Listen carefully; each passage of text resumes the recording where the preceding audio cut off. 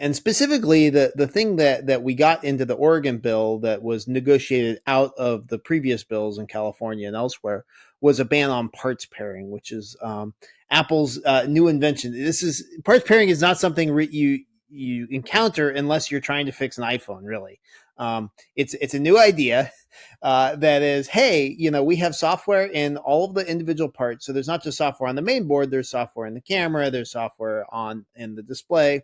And so why not have a serial number in the display, and that serial number can be hard coded into the main board, and the main board will only work with that display, or it'll degrade functionality if it's not the serial number that it's expecting.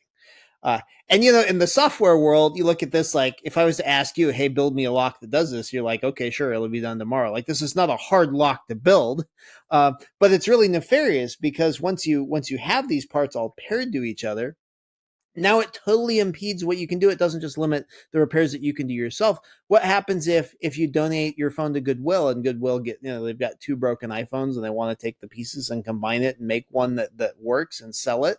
That's the business model that all PC recycling and computers for schools charities have operated under for the last couple decades. And Apple just shot it in the head. They said, no, you can't do that anymore. You have to have permission from us in order to swap parts in the device. So that parts pairing approach Apple has been turning the temperature up on that slowly. We published a chart which shows parts pairing really starting with the fingerprint sensor in the iPhone 6s, and then every model they've added it to more and more parts. With the iPhone 15, they added it to the LiDAR sensors, so you can't swap the LiDARs between devices. And so we published this chart. It was a huge issue. We detailed the parts pairing progression. New York Times actually thought it was so interesting that they ran it in their Sunday print issue right around the time the new iPhone came out, when we analyzed the 15 in the fall.